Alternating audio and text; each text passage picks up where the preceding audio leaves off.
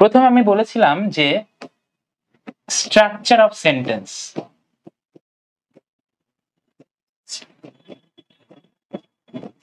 আমরা জানি যে কোনো ভাষা শিখতে গেলে যখন আমরা মোটামুটি সে ভাষাটা আয়ত্ত করে ফেলে আমরা সেন্টেন্স নিয়ে কাজ করি বা সেন্টেন্স বলা নিয়ে কাজ করি, তাই না? আমরা ইংরেজিটাকে ভাষা হিসেবে শিখছি। সো যখন আমরা সেন্টেন্স, আমরা তো নিশ্চয়ই এখন অ্যালফাবেট লেটার এগুলো শিখবো না। আমরা যখন সেন্টেন্স নিয়ে কাজ করব তখন আমাদের সেন্টেন্সের এই গঠন সম্পর্কে আমাদের জানতে হবে। প্রথম ইম্পর্টেন্ট জিনিস অ্যাডমিশনের জন্য আমরা যেটা পড়ি সেটা হলো গঠন, ঠিক আছে? সো গঠন নিয়ে আমরা কাজ করব। যদি তোমরা খেয়াল করো, দেখো আমি কালকে এভাবে বলেছিলাম আই ওয়ান্ট সাম রাইস। ধরো একটা বাক্য লিখলাম, আমি কিছু ভাত চাই, ঠিক আছে? I want some rice. এই জায়গাটা একটু খেয়াল করেন, এখানে যে কাজ করবে বাক্যের মধ্যে সব সময়, ঠিক আছে, যে কাজ করে তাকে আমরা বলি সাবজেক্ট। ছোটবেলা থেকে তোমরা পড়েছো, ছোটবেলায় নিশ্চয়ই এগুলো বেসিক পড়েওছো, তাই না? এবং বাকি যে অংশ থাকে এইটুকু আমরা বলি প্রেডিকেট। সাবজেক্টের আরেক নাম হলো উদ্দেশ্য, আর প্রেডিকেটের আরেক নাম বিধেয়। সো এইটুকু বুঝতে পেরেছো কিনা? গঠনের প্রথম অংশ হলো এইটুকু বোঝা যে যে কাজ করে সে সাবজেক্ট, এবং সাবজেক্ট একটা বাক্যের জন্য ম্যান্ডেটরি থাকা, ঠিক আছে? একটা বাক্যে সাবজেক্ট থাকবেই। আমি এক্সাম্পল দিয়েছিলাম যে যদি ইম্পারেটিভ সেন্টেন্স হয়, ধর আমি বললাম যে কাম হিয়ার অথবা ডু দ্য ওয়ার্ক, এরকম যে ইম্পারেটিভ সেন্টেন্স, আদেশ নিষেধ অনুরোধ আছে, এই বাক্যগুলোতে তুমি মনে হতে পারে যে সাবজেক্ট নাই, বাট এখানেও আসলে প্রকৃতপক্ষে কিন্তু একটা সাবজেক্ট আছে, সেটা হলো ইউ, ঠিক আছে? সো ইম্পারেটিভ সেন্টেন্সের সাবজেক্ট আসলে কে? ইম্পারেটিভ সেন্টেন্সের সাবজেক্ট হলো ইউ। ওকে, আশা করি এই বিষয়টা আমরা বুঝতে পেরেছি। আচ্ছা, সাবজেক্ট এবং প্রেডিকেটের ভাগ গেল।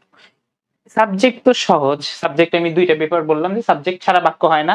ইভেন ইম্পারেটিভ সেন্টেন্সের সাবজেক্ট উজ্জ্ব থাকলেও ওইখানেও একটা সাবজেক্ট আছে, ঠিক আছে? আরেকটা জিনিস ছাড়া বাক্য হয় না, সেটা হলো প্রেডিকেটের মধ্যে একটা অংশ, সেটা হলো ভার্ব, ঠিক আছে? এই ভার্ব ছাড়াও কি, ভার্বটাও 3 স্টার, ঠিক আছে? 3 স্টার মানে এটা বাক্যে থাকাই লাগবে, সাবজেক্টও 3 star.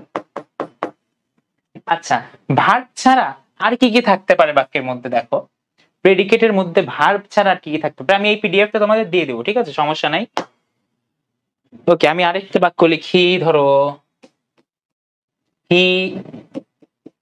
He likes to it fish, ঠিক আছে?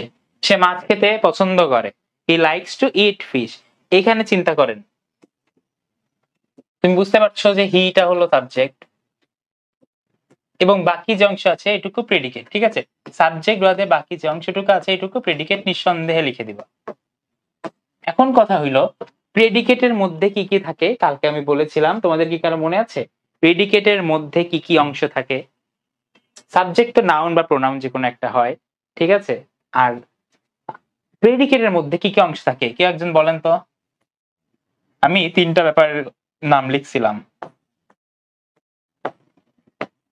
মনে আছে কিনা তোমাদের বলো তো? হয়তো ভুলে গেছো বা কথাই বলতে যাচ্ছ না। আচ্ছা দেখো, এর মধ্যে অবজেক্ট থাকে, এর মধ্যে ভার্ব থাকে, এর মধ্যে এক্সটেনশন থাকে। আমাদের চিনতে হবে কোনটুকু প্রেডিকেটের মধ্যেকার এক্সটেনশন, কোনটুকু অবজেক্ট, কোনটুকু ভার্ব। ওকে, এখন এই বাক্যের ক্ষেত্রে চিন্তা করো, he likes to it fish, এইটা কি সাবজেক্ট? এটা তো বাদ। লাইকস, ঠিক আছে? লাইকস আর টু ইট এই দুইটাই আসলে কি ভার্বের একটা ফর্ম, বুঝছো? হি লাইকস এই দুইটাই কি ভার্ব, একটা ফাইনাইট ভার্ব, একটা নন ফাইনাইট ভার্ব, এটা আমরা পরে পড়বো, বাট দুইটাই ভার্ব। আর একটা জিনিস আছে সেটা হলো ফিশ, এইটা হলো অবজেক্ট। এই বাক্যে কিন্তু কোনো এক্সটেনশন নাই। এক্সটেনশন কোনগুলো জানো? এক্সটেনশন হলো সেই শব্দগুলো যেগুলো হয় কোনো প্লেস বোঝায়, প্লেস লেখা থাকে, কোনো সময় বোঝায়, অথবা কোন একটা ধরন বোঝায়, ঠিক আছে? সে হাঁটে, সে কিভাবে হাঁটে, জোরে দ্রুত হাঁটে নাকি ধীরে হাঁটে, এই সকল কিছু বোঝায় কি এক্সটেনশন। আর এই পাশে দেখো অবজেক্ট। অবজেক্ট কি জিনিস? অবজেক্ট হলো কি বা কাকে ঘিরে ভার্ব হয়। আমি কিন্তু তোমাদের একদম বেসিক থেকে বোঝানো শুরু করেছি, যে বেসিক থেকে কোনো কোচিং বা কোনো প্ল্যাটফর্মে বোঝায় না। বেসিক থেকে যদি ধরো তাহলে তোমার জন্য অনেক বেশি ইজি হবে। ওকে, কি বা কাকে ঘিরে ভার্ব হয়, ভার্ব সংঘটিত হয়, ঠিক আছে। আর ভার্ব তো ভার্বই, তুমি জানো ভার্ব হলো যে বাক্যে যে ক্রিয়া যা ঘটে বা যা করা হয়, ঠিক আছে। যা করা হয় বা যা ঘটে সেটা হলো ভার্ব। এখন একটা বাক্য দেখলে তুমি কি বুঝতে পারবা যে আসলে সেটা ভার্ব, সেটা অবজেক্ট নাকি সেটা এক্সটেনশন? চলো আমরা দেখে নিই। ধরো I do the work in the evening. আমি কাজটা কখন করি? সন্ধ্যাবেলা করি। এখানে দেখো বাক্যের মধ্যে চেনার উপায়, প্রথমত যে কাজ করে সে সাবজেক্ট, এটা হলো সাবজেক্ট। তারপরে দেখেন ডু, তুমি নিঃসন্দেহে বুঝতে পারছো এটা হলো সেই কাজ, বাক্যের কাজ যেটা ছাড়া বাক্যটা হয় না, এটা হলো ক্রিয়া বা ভার্ব। তারপরে দেখেন আমি, দেখো এবার খুব ইম্পর্টেন্ট জিনিস, অবজেক্ট চেনা। অবজেক্ট কিন্তু খুবই গুরুত্বপূর্ণ, পরবর্তীতেও তোমাদের লাগবে ভার্বের বিস্তারিত পড়ার সময়। যাকে কেন্দ্র করে বা যে জিনিসটা অথবা যাকে কেন্দ্র করে ভার্ব সংঘটিত হচ্ছে। চিন্তা করেন যে আমি করি, কি করি, তাই না? এই যে আমি বলেছিলাম যে কি অথবা কাকে দ্বারা যদি ভার্বকে তুমি প্রশ্ন করো, যেমন আমি করি, কি করি, দেখো এই প্রশ্নটার উত্তর তুমি এই বাক্যে পাবে। ওকে, দেখেন এই যে আই ডু দা ওয়ার্ক, ঠিক আছে, আমি কি করি, আমি কাজটা করি। সো এই জিনিসটা হবে আপনাদের অবজেক্ট। একটা জিনিস মনে রাখবা এখনই, একটা বাক্যে অবজেক্ট থাকতে পারে একটা, দুইটাও থাকতে পারে, বা অবজেক্ট নাও থাকতে পারে, ঠিক আছে। একটা বাক্যে একাধিক অবজেক্ট থাকতে পারে, একটা থাকতে পারে, ইভেন অবজেক্ট নাও থাকতে পারে। আর এই যে সাবজেক্ট ভার্ব এবং অবজেক্ট বাদে যা আছে এই পুরাটা তুমি নিঃসন্দেহে লিখে দিবা এটা কি, এটা হলো এক্সটেনশন। বাক্যটা এক্সটেনশন। আমি আরেকটা জিনিস তোমাদের বলেছিলাম যে এক্সটেনশন, আচ্ছা এক্সটেনশনের আগে অবজেক্ট সম্পর্কে জানি। অবজেক্ট কত রকমের আছে, ঠিক আছে। অবজেক্ট আছে দুই রকমের মনে রাখবা, একটা হলো ডিরেক্ট,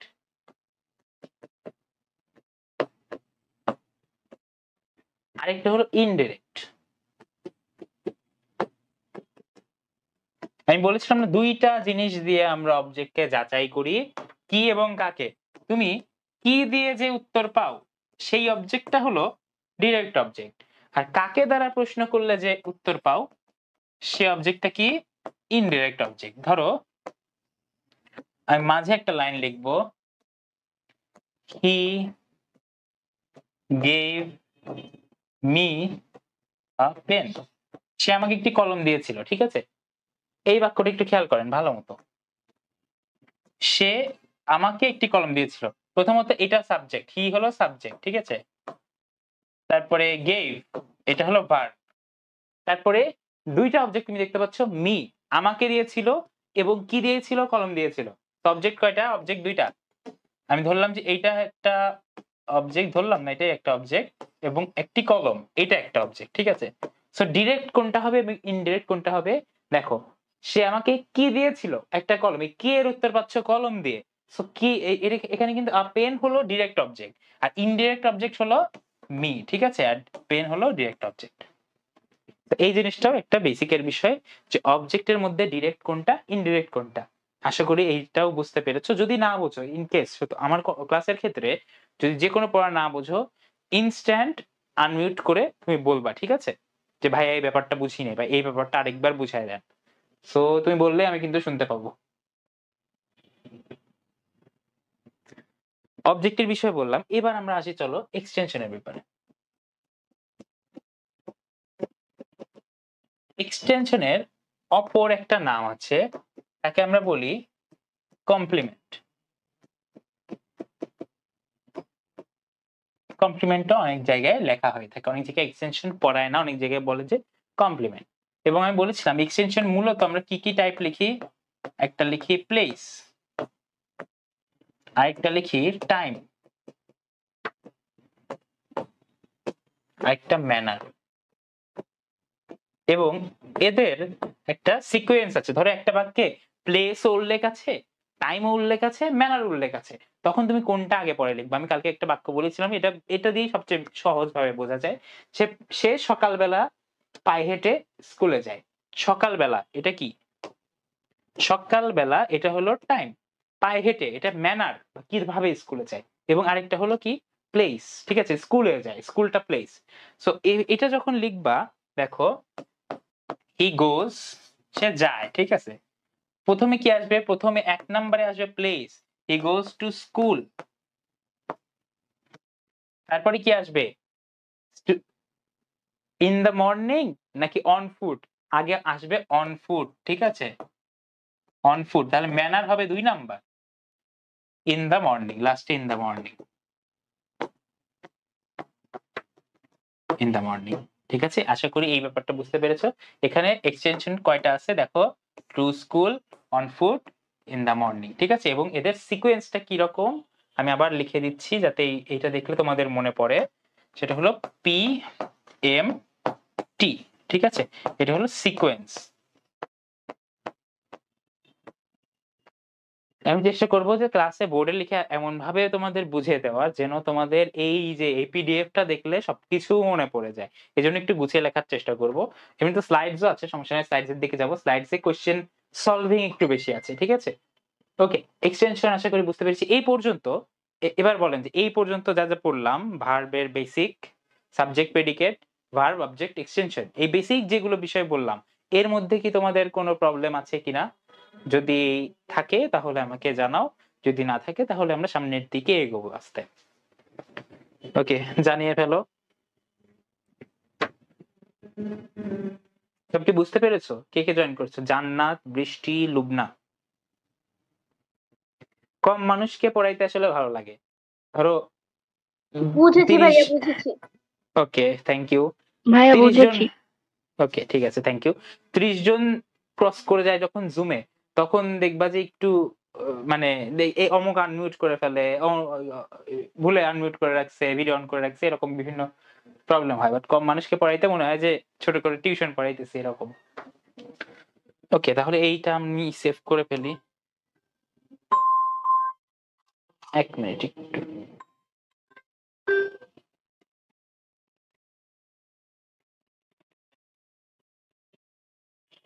হ্যালো, আসসালামু আলাইকুম। হ্যাঁ আপু, আমি আজকে হ্যাঁ আসবো, আজকে 8টার সময় সেম টাইমে আসবো। ওকে আপু।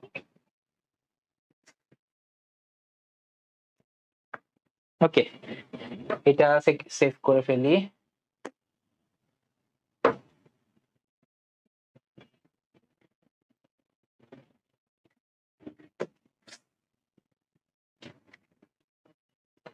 আমরা তাহলে একদম এখন বইয়ের স্টাইলে এখন নতুন টপিক দেখি, পার্টস অফ স্পিচ কি কি আছে, ঠিক আছে।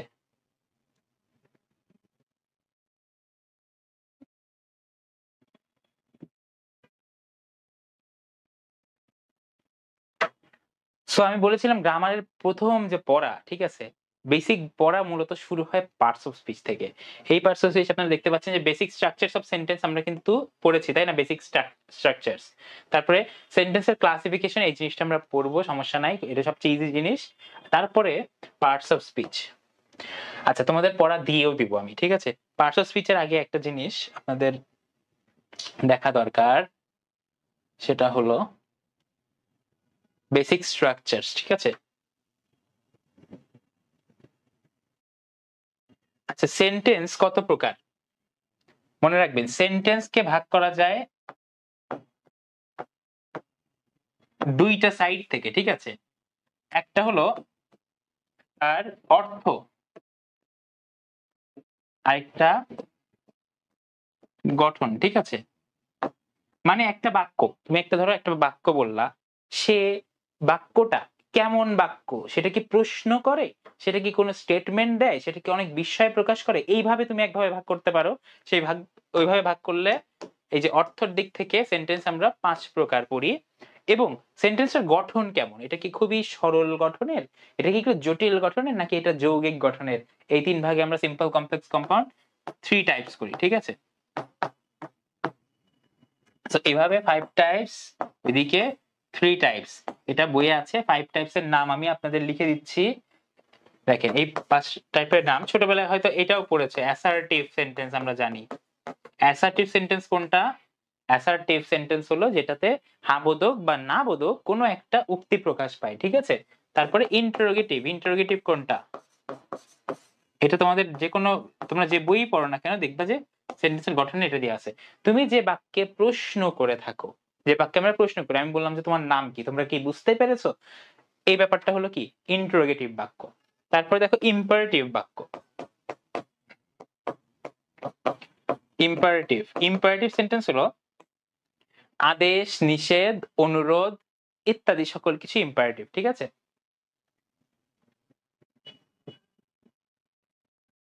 আচ্ছা, তারপরে অপটেটিভ, ঠিক আছে। অপটেটিভ সেন্টেন্স কোনগুলো? অপটেটিভ হলো আদেশ নিষেধ বাদে আমি যদি বলি যে আল্লাহ তোমার মঙ্গল করুন, তুমি দীর্ঘজীবী হও, বাংলাদেশ দীর্ঘজীবী হোক, এই যে প্রার্থনা, দোয়া, আশীর্বাদ, এগুলো সবকিছু অপটেটিভ সেন্টেন্স। এবং লাস্টলি যখন তুমি এক্সক্লেমেশন বা বিস্ময় প্রকাশ পায়, তখন ওইটা হলো এক্সক্লেমেটরি, ঠিক আছে। ওইটা হবে আপনাদের এক্সক্লেমেটরি সেন্টেন্স। আশা করি এটা বুঝতে পারছেন। আর গঠনের দিক থেকে এই 3 প্রকার কি? Simple, complex, compound. এইটা হাতে রাখো, এই জিনিসটা আমি তোমাদের পরে বোঝাবো, কারণ এটা বোঝার আগে তোমার কয়েকটা টপিক বিফোর হ্যান্ড শেষ করা লাগবে। সেগুলো হলো ক্লজ, ফ্রেজ, ঠিক আছে। ক্লজটা বোঝা লাগবে, সিম্পল, কমপ্লেক্স, কম্পাউন্ড বোঝার জন্য ক্লজ না করে এই দুইটাতে, এগুলোতে যাওয়া যাবে না। বেসিক আলোচনা ওইগুলো আগে, এই যে এই 1 2 3 4 এবং 5 এইগুলো মোটামুটি মুখস্থ করে ফেলতে হবে এবং চেনা শিখতে হবে, ঠিক আছে। তো কি করবা, প্রথম দিনে পড়তে গিয়ে যখন সেন্টেন্স পড়বা, এই যে বেসিক আলোচনা এগুলো করলাম, এগুলো একটু দেখে তারপর তুমি সেন্টেন্সের টাইপ গুলো চিনে ফেলবে এবং আইডেন্টিফিকেশন একটু প্র্যাকটিস করে নিবা বই থেকে, ওকে। তারপরে নেক্সট আসছে পার্টস অফ স্পিচ। স্পিচ মানে কি বলতো? আমাদের উক্তি বা আমরা যা বলি। এখন এই সকল স্পিচের ক্ষেত্রে দেখো আমরা বিভিন্ন টাইপের কথা বলি। ধরো আমাদের একটা বাক্য বললাম, এই বাক্যে প্রতিটা ওয়ার্ড কি এক কাজ করে? প্রতিটা ওয়ার্ডের কাজ কিন্তু এক না। ধরো আমি বললাম যে আমার নাম অর্ক। এই দেখো আমার, এটা একটা কি, এটা এক ধরনের শব্দ। এই আমার ওয়ার্ডটা দ্বারা মূলত আমি আমার নিজেকে বোঝাচ্ছি, মানে অর্ককে বোঝাচ্ছি। তারপরে নাম, নাম কি, এটাও একটা কি, এটা একটা কোনো কিছুর নাম, ঠিক আছে। তারপরে অর্ক, অর্ক হলো একটা প্রপার নাউন, যার দ্বারা, প্রপার নাউন বলতে নির্দিষ্ট করে এমন একটা শব্দ যেটা দ্বারা আমাকেই বোঝাচ্ছে। সো এইরকম একটা বাক্যে এই শব্দগুলো টোটাল 8 রকমের কাজ করে, ঠিক আছে। টোটাল 8 টাইপস, 8 রকমের এই টাইপ গুলো সবগুলোকে আমরা কি বলছি? Parts of speech. মানে স্পিচের টোটাল 8টা অংশ থাকে, 8টা রকম কাজ করে স্পিচ গুলো, স্পিচের প্রতিটা ওয়ার্ড। এবং এই ওয়ার্ড গুলো noun, pronoun, adjective, adverb, verb, preposition, conjunction, interjection. এবং একটা জিনিস তোমার আমি আগের থেকেই পড়াই দেবো, সেটা বাংলার সাথে, ঠিক আছে। বাংলার মতো করে, বাংলায় আমরা একসময় পদ পড়েছি, ইভেন আমার অ্যাডমিশনের সময় আমরা পদ পড়েছি 5 প্রকার, কিন্তু এখন কিন্তু পদ আর 5 প্রকার নাই, ঠিক আছে। এটার সাথে সাথে বাংলাটা পড়ে ফেলো, ঠিক আছে। নাউন কি? নাউন আমরা জানি বিশেষ্য, ঠিক আছে। প্রোনাউন হলো সর্বনাম। তারপর অ্যাডজেক্টিভ হলো বিশেষণ। তারপরে ভার্ব হলো ক্রিয়া। অ্যাডভার্ব, আচ্ছা তোমাদের জন্য কয়েকটা আমি বাকি রাখবো। আচ্ছা, এই যে দেখেন এর মধ্যে আপনাদের সর্বনাম, অব্যয়, ঠিক আছে। আর আগে এই সবগুলো মিলিয়ে বাংলায় কি ছিল জানো? অব্যয় ছিল। এই সকল কিছু কাজ মিলিয়ে বাংলায় যে কাজ করতো তাকে আমরা বলতাম অব্যয়। অব্যয়ের মধ্যেই এই সকল কিছু ছিল। তাহলে একটা জিনিস চিন্তা করো, বাংলায় ছিল পদ কত প্রকার? বিশেষ্য, বিশেষণ, সর্বনাম, অব্যয় এবং ক্রিয়া। কিন্তু এখন কি, এখন গ্রহণযোগ্য পদ আসলে কতটা, বা ব্যাকরণিক শব্দশ্রেণী কতটা? তোমাদের কি রিসেন্টলি পড়েছো বা রিসেন্টলি মনে আছে যে পদ কত প্রকার? বলো তো পদ কত প্রকার এখন যদি জিজ্ঞাসা করা হয়? উত্তর দাও, কেউ একজন উত্তর দাও। পদ কত প্রকার? খুবই বেসিক কোয়েশ্চেন। বাংলায় পদ বা ব্যাকরণিক শব্দ কত শ্রেণীতে ভাগ করা যায়? ব্যাকরণিক ভাবে শব্দগুলোকে কত শ্রেণীতে ভাগ করতে পারি? যে কোনো ভুল উত্তর, সঠিক উত্তর, যে কোনো উত্তর অ্যাকসেপ্টেবল, ঠিক আছে? তোমাদের কি মনে হয় এখন বাংলায় কত প্রকার? এখন বাংলায় কি আগের মতো 5 প্রকারই আছে? হ্যাঁ নাকি না বলেন তো?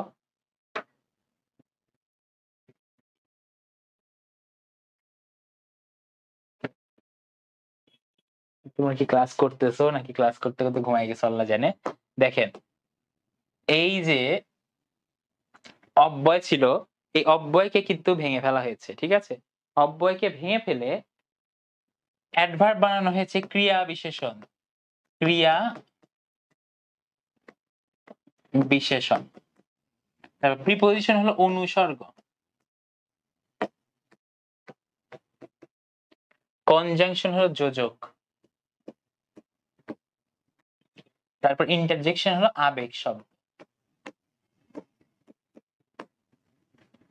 এই যে 8 প্রকারের পদ আপনাদের বাংলায়ও করা হয়েছে, ঠিক আছে? তো কোনটা কোন কাজ করে বেসিক আলোচনা যদি আমরা বলি, যে ওয়ার্ড দ্বারা কোন ব্যক্তি, জাতি, সমষ্টি, এগুলো যে কোনো কিছু, ঠিক আছে? মেইন কথা হলো যে কোনো কিছুর নাম বোঝায়। নাম বোঝাইলে এটা নাউন, ঠিক আছে? তারপর দেখো নাউনের পরিবর্তে যে ওয়ার্ড গুলো ব্যবহার করা, যেমন আমার নাম অর্ক, কিন্তু আমার সম্পর্কে কেউ বলতে গেলে কি বলবে, যে সে এই কাজটা করছে। এই যে অর্কর বদলে যে সে, আমি এই পেন, এটার বদলে আমি বলতে পারি এটা। এগুলো সকল কিছু প্রোনাউন, ঠিক আছে? নাউনের পরিবর্তে যে ওয়ার্ড গুলো ব্যবহার করা হয় এগুলো আমরা বলি প্রোনাউন। যেমন হি, দে, মাইসেলফ, অল ইত্যাদি। আমরা প্রোনাউনের ভেতরেও আমরা বিভিন্ন টাইপ পড়বো, সমস্যা নাই কোনো। তারপরে দেখেন অ্যাডজেক্টিভ। অ্যাডজেক্টিভের ক্ষেত্রে যে ওয়ার্ড দ্বারা নাউন বা প্রোনাউনের দোষ, গুণ ইত্যাদি বোঝায়। আমি বললাম যে ধরো আমি বললাম যে ক্যামেরা। ক্যামেরা কি একটা ডিভাইসের নাম বা একটা যন্ত্রের নাম, ঠিক আছে? আমি সঠিকভাবে বললে, আমি যদি বলি যে ক্যামেরাটা ভালো, মানে কি এই ভালো শব্দটা দ্বারা আমি কি বোঝাচ্ছি একটু চিন্তা করো। ক্যামেরাটা ভালো, ভালো শব্দটা দ্বারা আমি ক্যামেরার কোনো দোষ, গুণ, অবস্থা বোঝাচ্ছি না। দোষ বোঝাচ্ছি না, গুণ বোঝাচ্ছি, ভালো। সো ভালো শব্দটা হবে অ্যাডজেক্টিভ বা বিশেষণ। যেমন দেখো গুড, ব্যাড, মাচ ইত্যাদি। অপরদিকে ক্রিয়া, দেখো যে ওয়ার্ড দ্বারা কোনো কাজ করা বা হওয়া বোঝায় সেটাই ভার্ব। ওই যে বাক্যে যেটা ঘটে বা যেটা করা হয় ওই ওয়ার্ডটা হলো ভার্ব। যেমন আমি ফুটবল খেলি, এই খেলি এখানে ভার্ব। আমি লেখাপড়া করি, লেখাপড়া করাটা ভার্ব, ঠিক আছে? বেসিক আলোচনা অনেক এগুলো। অ্যাডভার্ব হলো বেসিকলি আগে কিন্তু চিনতে হবে, আগে খুব বেসিক ভাবে তোমার ব্যাপারটা বুঝতে হবে, তাছাড়া কিন্তু তুমি বুঝবে না। অ্যাডভার্ব কি জিনিস দেখো। অ্যাডভার্ব হলো, আমরা দেখলাম যে নাউন বা প্রোনাউনের দোষ গুণ। এই যে ক্যামেরাটা ভালো, ক্যামেরাটা কি নাউন না? সো ওইটা অ্যাডজেক্টিভ। কিন্তু আমি বললাম যে আমি দ্রুত দৌড়াতে পারি না, ধরো আমি দ্রুত দৌড়াতে পারি না। এই যে দ্রুত দৌড়ানো, ঠিক আছে? দেখো দ্রুত ওয়ার্ডটা কিন্তু দৌড়ানোর সাথে সম্পৃক্ত। আর সে ধীরে হাঁটে, সে ধীরে ধীরে হাঁটে, হি ওয়াক্স স্লোলি। ধরো আমি বললাম হি ওয়াক্স স্লোলি। ধরো এই যে অলওয়েজ, আমি বললাম যে he always wakes up early, ঠিক আছে? সে সবসময় ঘুম থেকে তাড়াতাড়ি ওঠে। এই শব্দগুলো বাক্যে এমন ভাবে ব্যবহার হয় যেন এটা কোনো ভার্ব বা অ্যাডজেক্টিভ বা অন্য কোনো অ্যাডভার্বেরই বিশেষিত করে, মানে অ্যাডভার্বকেই বিশেষিত করে। সো মেইনলি যেগুলো শব্দ ভার্বকে মডারেট করে বা মডিফাই করে সে ওয়ার্ড গুলো হলো অ্যাডভার্ব। তারপরে দেখেন প্রিপোজিশন। প্রিপোজিশন জিনিসটা কি? প্রি শব্দের অর্থ কি? পূর্বে। প্রি মানে আমরা জানি পূর্বে। তারপরে পজিশন মানে কি? অবস্থান। যে শব্দ নাউন বা প্রোনাউনের পূর্বে বসে, কার পূর্বে বসে? নাউন বা প্রোনাউনের, এবং বাক্যে ব্যবহৃত অন্য শব্দের সাথে নাউন বা প্রোনাউনটার কানেকশন তৈরি করে। আমরা পরবর্তীতে প্র্যাকটিক্যালি দেখবো, আপাতত সংজ্ঞা পড়ছি। সংজ্ঞাগুলো মুখস্থ করতে হবে না কিছু, ঠিক আছে? তোমাকে জাস্ট চিনতে হবে। অ্যারাউন্ড, বিটুইন, টু, এখানে আমি তোমাকে একটা এক্সাম্পল দিতে পারি। ধরো I am going to school. একটু দেখো, আমি স্কুলে যাচ্ছি। দেখো এখানে টু শব্দটা কিন্তু একটা প্রিপোজিশন, কারণ কি কোথায় বসছে? একটা নাউনের আগে বসছে, ঠিক আছে? একটা নাউনের আগে বসেছে, এবং সে কি করছে? এই স্কুল নাউনটাকে বাকি যে অংশ আছে এটার সাথে কানেক্ট করতেছে, তাই না? বেসিক এই ব্যাপারটা তো বুঝতে পারছেন। এটাই প্রিপোজিশনের মেইন কাজ। তারপরে দেখেন কনজাংশন। কনজাংশন অর্থ হলো যুক্ত করা, যেগুলো এইরকম কানেক্ট না, একটু ইনডিরেক্ট ভাবে কানেক্ট না। কনজাংশন ডিরেক্টলি যুক্ত করে, যেমন Rahim and Karim have done the work, ঠিক আছে? রহিম এবং করিম কাজটা করছে, এখানে রহিম এবং করিমকে যোগ করছে কে? এই এন্ড, ঠিক আছে? তারপর ইফ, বাট এগুলো আমরা ইউজ করতে পারি, ঠিক আছে? I will do the work if you do that, ঠিক আছে? আমি কাজটা করব যদি তুমিও করো। তারপরে আমি বললাম যে হি ইজ পোর, সে গরিব, বাট হি ইজ অনেস্ট, ঠিক আছে? সো দুইটা বাক্যাংশকেও কিন্তু এগুলো যুক্ত করতে পারে। লাস্টে সবচেয়ে ভালো যে ইন্টারজেকশন, আবেগ শব্দ বা আবেগ সূচক অব্যয়, এটা এই অব্যয়গুলো লেখা আছে আগের স্টাইলে, ঠিক আছে? আগে এরকম অব্যয় ছিল, বাট পরবর্তীতে কিন্তু আমি নামগুলো চেঞ্জ করে কি করা হয়েছে আমি এটা তোমাদেরকে দেখিয়েছি। ওকে,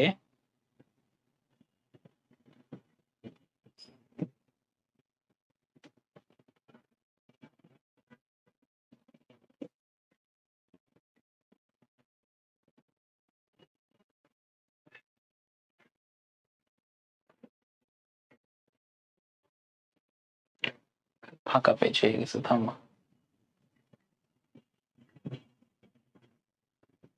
দেখো কিছু কিছু ব্যাপার আছে এখানে। আচ্ছা, আইডেন্টিফিকেশন, যে ইন্টারজেকশন আমি বললাম যে আবেগ সূচক সে শব্দগুলো আছে, যেমন যেগুলোর কোনো আসলে কোনো অর্থ নাই, হুররে, এলাস, ও, ঠিক আছে? বা ব্যথা পাইলে আমরা যেরকম সাউন্ড করি, এগুলো সব ইন্টারজেকশন বা আবেগ প্রকাশক শব্দ। আমরা সহজেই আচ্ছা, তোমাদের ভর্তি পরীক্ষায় কিভাবে কোশ্চেন আছে আমি বলেছিলাম যে আইডেন্টিফিকেশন চিনতে হবে। আইডেন্টিফিকেশনের কিছু শর্ট ট্রিক আছে, যেমন লাস্টে দেখো শান যুক্ত, ঠিক আছে? লাস্টে শান আছে, এমন যুক্ত ওয়ার্ড গুলো সব কি হয়? সব নাউন হয়। এখানে দেখতে পাচ্ছ যে কি বলে, এডুকেশন, নেশন ইত্যাদি, ঠিক আছে? এশন বা নেশন, নেশন থাকলে নাউন হয়। তারপর এএনসিই, এন্স, ইম্পর্টেন্স। তারপর এনসি, ঠিক আছে, প্রেগন্যান্সি। এন্স, অ্যাডহিয়ারেন্স। এই যে এগুলো সব দেখো তোমাদের এভাবে দেওয়া আছে যে কোন সাফিক্স গুলো থাকলে ওইটা অবশ্যই কি হবে? নাউন হবে। এগুলো আমি তোমাদেরকে দিয়ে দিচ্ছি। লাস্টে আইএসটি যদি থাকে, ক্যাপিটালিস্ট, ইকোনমিস্ট, ঠিক আছে? তারপরে সার্ভিস, তারপরে নেস, এগুলো থাকলে কি হয়? সো এখানে একটা পার্ট, এখানে একটা পার্ট, আর এখানে একটা পার্ট, একটু ভালো মতো দেখবা তোমরা। এখানে জাস্ট বোঝার মতো কিছু না, জাস্ট খেয়াল করার মতো এবং মনে রাখার মতো, ঠিক আছে? এগুলো মনে রাখতে হবে যেন সহজেই পরীক্ষার হলে তোমাদের মাথায় আসে যে এই ব্যাপারটা তো ভাইয়া শিখিয়েছিল। সো এই ব্যাপারগুলো কিন্তু মনে রাখতে হবে। সো খুবই ইজিলি চিনে নিতে পারবে সকল টাইপের নাউন তুমি। ওকে, এবার আমরা আসি, দেখেন নাউন থেকে কিভাবে অ্যাডজেক্টিভ তৈরি হয়, এই ব্যাপারটা কিন্তু অ্যাডমিশনের জন্য জানা খুবই জরুরি। এর মধ্যে আছে দেখো, আমরা একটু আগেই পড়েছিলাম, দেখো এএনসিই যুক্ত ওয়ার্ড গুলো কি ইউজুয়ালি আমরা নাউন পাই, বা আইটিওয়াই বা হুড যুক্ত ওয়ার্ড গুলো, ঠিক আছে? এগুলো থেকে কিন্তু অ্যাডজেক্টিভ কিভাবে তৈরি হয়? ইম্পর্টেন্স মানে গুরুত্ব, এটার থেকে অ্যাডজেক্টিভ কিভাবে তৈরি হয়? এই যে লাস্টে যে সিই ছিল ওইটার পরিবর্তে কি টি যুক্ত হয়ে গেল। একইভাবে দেখো সিগনিফিকেন্স, সিগনিফিক্যান্ট, ঠিক আছে? তারপর পপুলারিটি থেকে পপুলার, ফলসহুড থেকে জাস্ট হুডটা উঠে যাবে, হুডটা উঠে গেলে কি হবে? ফলস, ঠিক আছে? এভাবে নাউন থেকে অ্যাডজেক্টিভের কিন্তু একটা শিফট হয়। তারপরে দেখো নাউন থেকে অ্যাডজেক্টিভের আর শিফট, কানেকশন থেকে কানেক্ট, ঠিক আছে? কানেকশন টাইপের আর কি ভার্ব আছে বলো তো, আর কি নাউন আছে? এরকম অনেকগুলোই কিন্তু তুমি পেয়ে যাবে। এনজয়মেন্ট থেকে এনজয়, অ্যাকসেপ্টেন্স থেকে অ্যাকসেপ্ট, ঠিক আছে? এইরকম বিষয়গুলো কিন্তু আপনাদের ভালো মতো বুঝে বুঝে পড়তে হবে। বুঝে বুঝে বলতে কি, ব্যাপারগুলো খেয়াল করলে তুমি প্যাটার্ন খুঁজে পাবে, তুমি নিজের মতো প্যাটার্ন খুঁজে খুঁজে কিন্তু পড়তে হবে। কোনো ওয়ার্ডের শেষে নিম্নলিখিত সাফিক্স যদি যুক্ত থাকে তা অ্যাডজেক্টিভ। তো অ্যাডজেক্টিভ হওয়ার জন্য কি কি সাফিক্স লাগবে এটাও কিন্তু তোমাদেরকে 3টা প্যারায় এখানে দিয়ে দেওয়া আছে। যেমন এইবল, ইবল বা লেস, ও ইউএস, আস, কশাস, এই যুক্ত সাফিক্স গুলো যদি থাকে, ওই ওয়ার্ডটা ন্যাচারালি কি মোস্টলি অ্যাডজেক্টিভ হয়, ঠিক আছে? বাট কিছু কিছু ব্যাপারে এক্সেপশন আছে, ওইগুলো আমি বলবো। যেমন আমি এখানে বলেছি যে এল ওয়াই সাফিক্স থাকলে অ্যাডভার্ব হয়, তবে এর কিছু কিন্তু এক্সেপশন আছে। কি রকম এক্সেপশন? আমি যদি বলি যে ফ্রেন্ডলি, তোমাকে কিন্তু অর্থটাও চিন্তা করতে হবে। ফ্রেন্ডলি যদি বলি, এখানেও কিন্তু ly আছে, বাট ফ্রেন্ডলি কিন্তু একটা কি অ্যাডজেক্টিভ, অ্যাডভার্ব না, ঠিক আছে। বাট কারণ ফ্রেন্ডলি আমি কি বলবো, সে একটা মানুষ ফ্রেন্ডলি এভাবে ইউজ করি, তাই না? তখন কিন্তু আমি বলতে পারবো না যে সে ইজিলি করলো বা স্লোলি করলো বা সে কি র্যাপিডলি করলো, এভাবে কিন্তু বলা যায় না। ওকে, সো এরকম এক্সেপশন আছে কিছু কিছু ক্ষেত্রে। এটা আসলে তোমার অবশ্যই অর্থ দ্বারা চিন্তা করতে হবে যে এই ওয়ার্ডটা তুমি বাক্যে ব্যবহার করলে কিভাবে ইউজ করো, ঠিক আছে, এটাও চিন্তা করতে হবে। তারপরে দেখো ভার্বের কিছু সাফিক্স যেমন এইট, এন, ইফাই, আইজেডি, যেমন ইকোনোমাইজ, ইন্ডাস্ট্রিয়ালাইজ, ঠিক আছে, এগুলো কিন্তু আমাদের জাস্ট সাফিক্স গুলো ভালো মতো খেয়াল করবো, ঠিক আছে। পিডিএফটা আমি দিয়ে দিব ক্লাসের পরে অবশ্যই কানেক্ট করে নিবে। দেখো এখানে কিছু কোয়েশ্চেন সলভিং আছে তোমাদের জন্য, আমি রেডি করে দিয়েছি। কোয়েশ্চেন সলভ আমরা করে ফেলতে পারি। দেখো, what is the noun form of the word coward? Coward যদি তুমি পড়ো ভালো মতো, কাওয়ার্ডের একটাই নাউন ফর্ম এবং সেটা কাওয়ার্ডাইজ, ঠিক আছে। তারপর দেখো দ্য ওয়ার্ড প্রোডাক্টিভিটি, আমি একটু আগে পড়েছি, এই যে আইটিওয়াই যুক্ত ওয়ার্ড গুলো কি হয় জানো? আইটিওয়াই যুক্ত ওয়ার্ড গুলো নাউন। সো এটা কিন্তু কোনো এক্সেপশনাল না, এটা সচরাচর যে ট্র্যাডিশনাল যে সাফিক্সের ইউজ এরকম থেকে পারবা। আইডলাইজ, এই যে লাস্টে আইএসি অথবা আইজেডই যদি থাকে ওটা অবশ্যই ভার্ব। ওকে, সো ভার্ব কোথায়? সি নাম্বারে। দ্য ওয়ার্ড প্রপোর্শনেট, প্রপোর্শনেট এটা কি বলেন তো? লাস্টে এটিই খুঁজে বের কর। দেখো লাস্টে এটি দেখতে পাচ্ছ ভার্বের এখানে, যে কমপ্লিকেট করা, ঠিক একভাবে প্রপোর্শনেট করা, ঠিক আছে। এখানেও আপনি কি পাবেন? ভার্ব পাবেন। প্রপোর্শন যদি বলতাম, শন লাস্টে শন থাকলে কিন্তু নাউন, প্রপোর্শন থাকলে নাউন হতো। প্রপোর্শনেট তুমি যদি অর্থ না পারো, দেখেছো তুমি একটা ওয়ার্ডের অর্থ না জেনেও ওইটা কোন পার্টস অফ স্পিচ এটা কিন্তু ঠিকই বলতে পারছো। এইটাই মূলত এই সাফিক্স গুলো মানে একটু দেখার সার্থকতা। তুমি যে সব কিছু জানবে, সব কি বলে ভোকাবুলারি বা সব একদম এনরিচ থাকবে এমন কিন্তু নাও হতে পারে, ঠিক আছে। কিন্তু অ্যাটলিস্ট শব্দটা দেখে যদি বলে যে কোন পার্টস অফ স্পিচ, আল্লাহর রাস্তায় এটা কিন্তু করতে পারতে হবে। দেখেন দ্য ওয়ার্ড আনপ্যারালেলড, আনপ্যারালেলড জাস্ট ইডি যুক্ত ওয়ার্ড গুলো হয় ভার্ব হয়, নয়তো কি হয়? অ্যাডজেক্টিভ হয়। বাট এখানে আনপ্যারালেলড এখানে মূলত অ্যাডজেক্টিভ হিসেবে মানে এই ওয়ার্ডটা ইউজ বেশি হয়। আনপ্যারালেলড মানে কি জানো? কোনো কিছুর সাথে প্যারালেল না বা তুলনাযোগ্য না, ঠিক আছে, অতুলনাযোগ্য, এরকম অতুলনীয়। সো এটা হবে অ্যাডজেক্টিভ, অর্থ বুঝতে হবে আর কি। তারপরে দেখো ভার্ব অফ নাম্বার, এখানে অনেক কিছু আছে। আচ্ছা সব তোমাদের আমি কিছু, তোমাকে আমি নিজে কিছু সলভ করতে দিব। আচ্ছা তবে সলভ গুলো করে ফেলি। দ্য ভার্ব অফ নাম্বার, দেখো নিউমেরিক না, শুধু আচ্ছা নাম্বারিং, নাম্বারিং তো এভাবে অনেক কিছুই ভার্ব বানানো যায়, নাম্বারের বলতে কিছু না, নাম্বারের ভার্ব নাম্বারই, ঠিক আছে, এটা মনে রাখবা। নাম্বারের verb number. The verb of mind, মাইন্ডের ভার্ব কি? মাইন্ড ওয়াশ, মাইন্ডলি, মাইন্ড, মাইন্ডের ভার্ব শুধু মাইন্ড। আমি বলি না যে উড ইউ মাইন্ড, এই যে would you mind, will you mind, আমি মাইন্ড করেছি, এভাবেই তো বুঝতে পারতেছে, তাই না? নর্মাল আমি ইউজ করি না যে মাইন্ড করা। সো মাইন্ডের ভার্ব কিন্তু mind. The verb of master, মজার ব্যাপার হলো মাস্টারের ভার্ব মাস্টার। এটা হলো এই টাইপের ভার্ব গুলো নিয়েই মূলত এই এমসিকিউ গুলো তোমরা দেখতে পাচ্ছ। দ্য ভার্ব অফ অনার, ঠিক আছে, ভার্ব চেয়েছে কিন্তু অনারের ভার্ব। অনারে বলতে কিছু নাই, অনারেবল এটা অ্যাডজেক্টিভ। তারপরে অনারেবলি এটা মূলত অ্যাডভার্ব হিসেবে ইউজ হতে পারে। সো তুমি বুঝতে পারছো অনার করা, ওই যে কাকে we are honoured to present you something or to speak in front of you, এভাবে আমরা বলি না। সো এটা ভার্ব কিন্তু honour. The noun for the word appreciative, appreciative লাস্টে আইভিই আছে, ঠিক আছে, টিভ বা ইভ আছে। সো তুমি বুঝতে পারছো এটা। আচ্ছা এটা তো কোন পার্টস অফ স্পিচ এটা চাই না, এটা নাউন চাইছে, ঠিক আছে। দেখো লাস্টে অ্যাপ্রিসিয়েট আছে, এটা ভার্ব, এবং আমি সাফিক্সে পড়িয়েছিলাম এইট থাকলে ভার্ব। অ্যাপ্রিসিয়েবল এটা অ্যাডজেক্টিভ, ঠিক আছে, এটা ভার্ব, এটা অ্যাডজেক্টিভ। তারপরে দেখো অ্যাপ্রিসিয়েশন, এটাই হবে আপনাদের অ্যান্সার, কারণ নাউন ফর্ম চেয়েছে লাস্টে সংযুক্ত, আর লি আছে লাস্টে, এটা কি? লি থাকলে ওইটা অ্যাডভার্ব মোস্টলি হয় বা অ্যাডজেক্টিভও হতে পারে। তো দেখতে পাচ্ছ যে এভাবে কিন্তু তুমি সলভ করতে পারছো জিনিসগুলো। ওকে, ক্লাস একটু সলভ করতে হবে। সলভ করলে তুমি যত একটা জিনিস কিন্তু মনে রাখতে হবে, বি ইউনিটে বা গ্রামার অংশে তুমি যত সলভ করবা তোমার কিন্তু দক্ষতা বা তোমার স্ট্রেংথ কিন্তু তত বাড়তেছে একটা এমসিকিউ সলভ করলেও, ঠিক আছে? তারপরে দেখেন the noun form of retrieve, ঠিক আছে? রিট্রিভ এর নাউন ফর্ম, এটা একটু জানার বিষয় আছে, কিছু ভোকাবুলারি জানতে হবে। ভোকাবুলারির জন্য কি করতে হবে ওইটাও আমি আপনাদের বলে দিব। আমাদের একটা ভোকাবুলারি চ্যালেঞ্জ আছে, ওইটা অবশ্যই শেষ করতে হবে আপনাদের।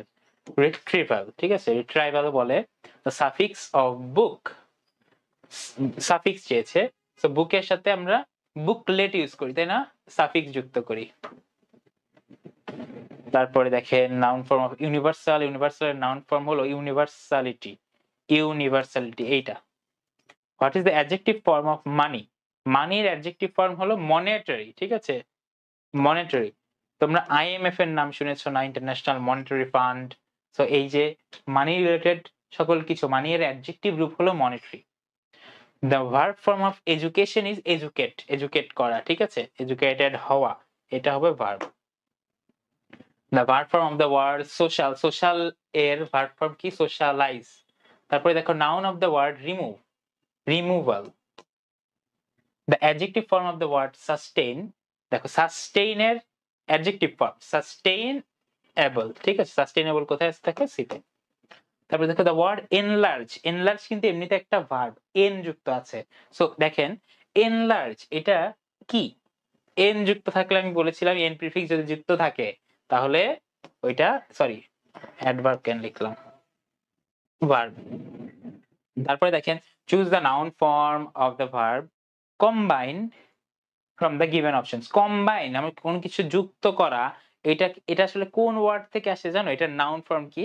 কম্বিনেশন, ঠিক আছে? আমরা কম্বিনেশন কিন্তু অনেক ইউজ করি যে এই দুইটার কম্বিনেশন মিলতেছে না, এভাবে বলি না অনেকে। আমরা হলো কি ড্রেস ড্রেস ম্যাচিং করে পড়ার সময় কি কম্বিনেশন মিলতেছে না, এইভাবে আমরা বলি। তো এই কম্বিনেশন থেকে কিন্তু কম্বাইন এসেছে। ওকে, আরো অনেকগুলো কোশ্চেন আছে, আর না আরেক পেজ আছে, এটা করে ফেলি। দেখো the post must be manned immediately. Manned বলতে বুঝাইছে কি জানো? এখানে ম্যানড, এখানে ম্যান্ড আন্ডারলাইন ওয়ার্ড। ম্যান্ড মানে কি বুঝাইছে? এই পোস্টটা বা এই পদটা অবশ্যই পূরণ করতে হবে বা মানুষকে বসাইতে হবে। এখানে ম্যান বলতে এটা ভার্বের কাজ করেছে, ম্যান্ড। আনলেস ইউ ওয়ার্ক হার্ড, তুমি যতক্ষণ না হার্ড ওয়ার্ক করতেছো ইউ উইল নট সাকসিড, তুমি সফলতা অর্জন করবে না বা তুমি সার্থক হবে না। Here unless is used as unless, unless এখানে কিন্তু শুরুতে বসলেও এই দুইটা বাক্যকে যুক্ত করতেছে কে? এই আনলেস, ঠিক আছে? তো বাক্যকে যুক্ত করার কাজ কোন পার্টস অফ স্পিচ করে মনে করো তো? যোজক বলেছিলাম, যোজক মানে কি? Conjunction. Adjective form of mess, ঠিক আছে? মেস, মেস মানে এলোমেলো অবস্থাকে আমরা বলি মেস, অবস্থার নামটা হলো মেস। আর যখন কোনো কিছু মেস অবস্থায় থাকে সেটাকে আমরা বলি মেসি, ঠিক আছে? ওয়াইড, এটা কিন্তু লিওনেল মেসি না, লিওনেল মেসি হলো আই, ঠিক আছে? এটা হলো Y messy. which one of the following is the correct noun form of sure? sure, ঠিক আছে? এটা হলো কি? কোন একটা ব্যাপার শিওর, এটা অ্যাডজেক্টিভ। আর নাউন ফর্ম হলো দেখেন শিওর, শিওরলি, শিওরনেস। এখানে একটু কারেকশন আছে, ঠিক আছে? শিওরিটি বলতে কিছু নাই, শিওরিটি, ঠিক আছে? শিওরিটি এটা কারেক্ট, ঠিক আছে? আই হবে এখানে। The noun of the word dismiss, dismiss, dismissal, ঠিক আছে? এটা একটু তুমি যখন প্র্যাকটিস করতে থাকবে তোমার এইগুলো এমনিতেই বিগত বছরের কোশ্চেন গুলো মাথায় চলে আসবে। আচ্ছা, ক্লাসিফিকেশন শুরুতে বলেছিলাম যে অর্থ অনুসারে সেন্টেন্স 5 প্রকার। এই যে 5 রকম আমি বলেছিলাম, assertive, interrogative, imperative, optative, exclamatory. এবং গঠন অনুসারে সেন্টেন্স কয় প্রকার? Simple, complex, compound. ওকে, গঠনটা আমি বলেছিলাম যে এর আগে তোমাদের আরেকটা বিষয় শিখতে হবে। সেই জিনিসটা কি? এর আগে ক্লজ শিখতে হবে। ক্লজ, ক্লজ না শিখে সিম্পল, কমপ্লেক্স, কম্পাউন্ড শেখা যাবে না। ক্লজ শিখবে। সো ওইটা শিখাই আমি তোমাদের ইনশাআল্লাহ সিম্পল সেন্টেন্স, কমপ্লেক্স সেন্টেন্স এবং কম্পাউন্ড সেন্টেন্সের গঠনটা খুব ভালো মতো বুঝিয়ে দেব। পরবর্তীতে ট্রান্সফরমেশনের সময় কিন্তু তোমাদের লাগবে ওইটা।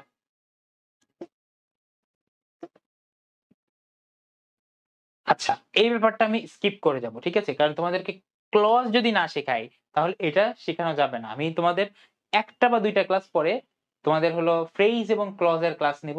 সো ওইটার পরে আমি ঠিক এটাতে জাম্প করব, ঠিক আছে? সো ক্লজ মার্কার এই যে এই জিনিসগুলো শিখবো।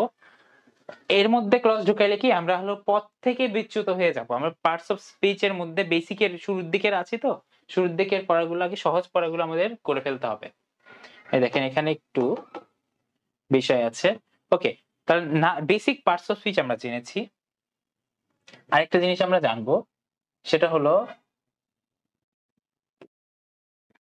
নাউনের একটু বিস্তারিত, ঠিক আছে?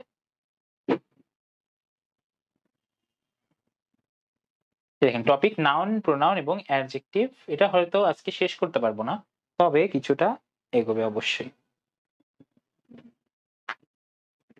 দেখেন বাক্যের সাবজেক্ট হিসেবে নাউন বসে। নাউন কোথায় বসে, ঠিক আছে? নাউন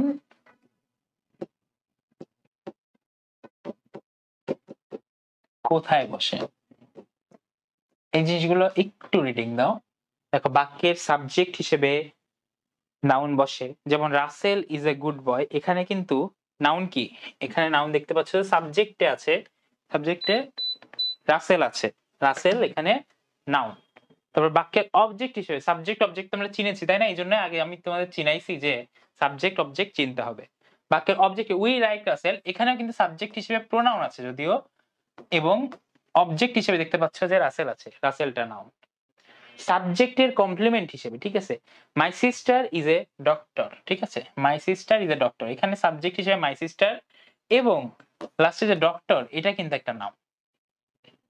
বাট এখানে এটা কিন্তু কমপ্লিমেন্ট কারো, ঠিক আছে? যে আমার বোন কি, প্রিপজিশন অবজেক্ট হিসেবে। হি ওয়েন্ট টু মার্কেট, আমি বলছিলাম না যে I want to go to school বা I am going to school, প্রিপজিশনের পরে তো নাউন বসবে, প্রিপজিশন পরে বসেই নাউন আর প্রোনাউন মূলত। অ্যাপোজিটিভ হিসেবে, অ্যাপোজিটিভ মানে যখন কোনো একটা অংশ, বাক্যের কোনো একটা অংশ সাবজেক্ট সম্পর্কে এক্সট্রা ইনফরমেশন দেয়, যেমন mister Khalek the principal of our college. এই যে শুরুতে দেখো মিস্টার খালেক, এটা কি subject. The principal of our college, এখানে কিন্তু নাউন আছে দ্য প্রিন্সিপাল, এটা দ্য প্রিন্সিপালটা নাউন, ঠিক আছে? আমরা ডিটারমিনারে গিয়ে অ্যাপোজিটিভ আরো বিস্তারিত পড়বো। এক্সট্রা ইনফরমেশন দেয় মূলত। তোমরা এইচএসসি তে মডিফায়ার পড়েছো, এক্স্যাক্টলি মডিফায়ারের মধ্যে কিন্তু তোমরা অ্যাপোজিটিভ পড়েছো।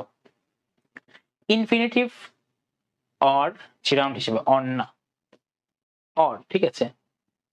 ইনফিনিটিভ অথবা জিরান্ড হিসেবে বুঝতে পারে, যেমন to tell a lie is a great sin. দেখো টু টেল এবং ভার্বের আইএনজি যুক্ত ফর্ম যদি সাবজেক্টে বসে, মনে রাখবে ওরা নাউনের কাজ করে। আমরা যখন ফাইনাইট নন ফাইনাইট ভার্ব পড়বো এটাও আমরা জেনে যাব সামনে। শুরুর দিকে অনেক কিছু দেখে কনফিউজ হবে না, কিছু কিছু জিনিস কিন্তু তুমি পরে পড়বে, আমি তোমাদের বলে দিচ্ছি যে এই জিনিসটা আমরা পরে পড়বো, অবশ্যই পড়বে এবং তুমি তখন সঠিকভাবেই বুঝবে। কিন্তু সব এট আ টাইম, ধরো তোমার পড়া অনেক বাকি ছিল, মানে অ্যাডমিশনের পরে তো সচরাচর আমরা এইচএসসি তে পড়ি না, তাই না? কেউই পড়ি না, আমি নিজেও পড়ি নাই। এখন এই টাইমে তুমি কি কনফিউজ হবা যে ভাই আমি তো কিছুই বুঝতেছি না, একদম অথই সাগর লাগতেছে। আরে তুমি টাইম দাও, টাইম দিতে হবে তো, শুরু থেকে একটু একটু করে পড়তে হবে। প্রথমে কি, প্রথমে অনেক পড়া বাকি থাকবে, বাট মনে রাখো যে যে 100% কমপ্লিট করছে সেও কিন্তু এক সময় কি 1% ছিল, 0.05% ছিল। সো ইউ ক্যানট, মানে you can never start from 100%। কেউ 100% দিয়ে শুরু করে না, even if you make it till the end, ঠিক আছে? তুমি যদি শেষ পর্যন্ত করেও ফেলো, তুমি কিন্তু মনে রাখবা কেউই শুরু করে না 100% ফুলফিলড ভাবে।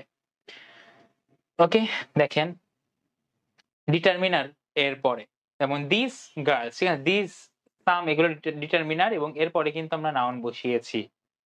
তারপরে হিজ হাউস, পজিটিভ অ্যাডজেক্টিভ এর পরে, হি ইজ মাই, এগুলোর পরে নাউন বসে। মূলত কোথায় কোথায় বসে আমরা সব একটা চার্ট দিয়েছি, বাট খুব যে প্রয়োজন জিনিসটা এরকম না, একটা ধারণা দেওয়ার জন্য, ঠিক আছে? দেখেন নাউন যখন একাধিক নাউন বা একাধিক শব্দ যখন নাউন হিসেবে বসে তখন ওটা কম্পাউন্ড নাউন, ঠিক আছে? কম্পাউন্ড মানে একাধিক শব্দ। বেসিক্যালি এখানে এই বিষয়টাই বুঝিয়েছি, যেমন হ্যান্ড রাইটিং, এখানে হ্যান্ড একটা জিনিস, রাইটিং একটা জিনিস। সান রাইজিং, বাট একসাথে বসলে এরা কম্পাউন্ড নাউনের মতো কাজ করে। নাউন প্লাস নাউন হিসেবে দেখো পোস্ট মাস্টার, বাংলাদেশ ব্যাংক, এর পুরাটা কিন্তু একটা নাউনের মতো। তো noun plus verb, rainfall, haircut, এরকম অনেকগুলো কম্বিনেশন আছে, দেখে নিবা। বাট এখান থেকে মূল স্ট্রিমের কোনো প্রশ্ন আসার কিন্তু ইউজুয়ালি আসে না। এখান থেকে মূলত আপনাদের পড়া শুরু কংক্রিট নাউন এবং অ্যাবস্ট্রাক্ট নাউনের যে বিষয়টা। নাউন বুঝছো? প্রথমত দেখো, একটা জিনিসকে ধরা যায়, ছোঁয়া যায়, দেখা যায় নাকি দেখা যায় না, এই পার্সপেক্টিভ থেকে। কি বললাম? কোন পার্সপেক্টিভ? কোন একটা জিনিসকে ধরা যায়, ছোঁয়া যায় নাকি ধরা যায় না, ছোঁয়া যায় না, এই পার্সপেক্টিভ থেকে নাউনকে আমরা টোটাল দুই ভাগে ভাগ করেছি, একটা অ্যাবস্ট্রাক্ট, একটা কংক্রিট। ঠিক আছে? কংক্রিট মানে বুঝতেছো? কংক্রিট মানে কি? অবশ্যই মানে যেটা আর কি অস্তিত্ব তুমি বুঝবা। কিন্তু অ্যাবস্ট্রাক্ট এমন কিছু যেটা শুধু ফিল করা যায়, ফিল করা যায়। আমাদের সকলের বাবা মা আমাদের অনেক ভালোবাসে, কিন্তু আমরা কি দেখতে পারি? বাবা মার ভালোবাসা কি দেখতে পারতেছো যে উড়ে উড়ে আসতেছে?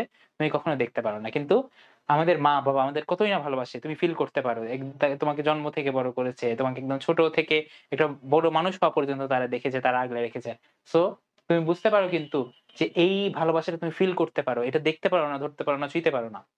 এই বিষয়টা হলো আপনাদের কি অ্যাবস্ট্রাক্ট নাউন, যে লাভ বা ইমোশন। ঠিক আছে? আমাদের যে হাসি, আমাদের আনন্দ, আমাদের বেদনা, সবকিছু। তারপরে দেখেন কংক্রিট নাউনের মধ্যে আছে সকল কিছু, তা বাদে বাকি পৃথিবীতে যা কিছু আছে। তুমি ভাত খাও, ভাত কংক্রিট নাউন। তুমি নিজে, তোমার নাম, এটাও ইভেন কংক্রিট নাউন। মানে তুমি তো তোমাকে তো দেখা যায়, ধরা যায়, ছোঁয়া যায়। ওকে, এই সকল কিছু ভাগে দুই ভাগে ভাগ করছে। বাট কংক্রিট নাউনের কিন্তু এখানে কয়টা? এখানে চারটা ভাগ আছে। এই চারটা ভাগ আপনাদের জানতে হবে: proper noun, common noun, collective এবং ম্যাটেরিয়াল নাউন। আচ্ছা, একটা ইমাজিন সার্কেল। ঠিক আছে? একটা সার্কেল ইমাজিন করো, এর মধ্যে ধরো আরেকটা সার্কেল, এর মধ্যে আচ্ছা এর মধ্যে একটা রেক্ট্যাঙ্গেল বা স্কোয়ার, এর মধ্যে একটা ডট। একটা সার্কেল, একটা রেক্ট্যাঙ্গেল, তার মধ্যে একটা ডট। একটু চিন্তা করে দেখো, যে সার্কেলটা ধরলাম, এই সার্কেলের মধ্যে কি? এই সার্কেলটা হলো পৃথিবীতে যত, পৃথিবীর সকল, ঠিক আছে, পৃথিবীর সকল বয়েস, ঠিক আছে, পৃথিবীর সকল ছেলেদের সার্কেল হলো এটা। এর মধ্যে পৃথিবীর সকল ছেলেরা আছে, অর্থাৎ এর মধ্যেই সবাই আছে। এরপরে দেখেন, এর মধ্যে আমি আলাদা করলাম, ধরো অ্যাডমিশন ক্যান্ডিডেট। ঠিক আছে? আমি বললাম যে অ্যাডমিশন ক্যান্ডিডেট যে বাচ্চা কাচ্চারা আছে তারা, বোঝানোর জন্য। ঠিক আছে? বোঝানোর জন্য নিলাম কিন্তু। ঠিক আছে? অথবা আমি নিলাম ধরো ক্লাস 12, ক্লাস 12, ক্লাস 12 ব্র্যাকেটে বয়েজ। সো এই যে এরা এরা কিন্তু সকল মানুষের মধ্যে, সকল যে পৃথিবীর সকল বয়ের মধ্যে একটা নির্দিষ্ট ছোট গ্রুপ, এটা তো বুঝতে পারছো। কিন্তু এর মধ্যে ধরো একটা নিলাম, এর মধ্যে একটা নিলাম ধরে একটা ডট। এই ডটটা বোঝাইতেছে আমি তামিমকে। ঠিক আছে?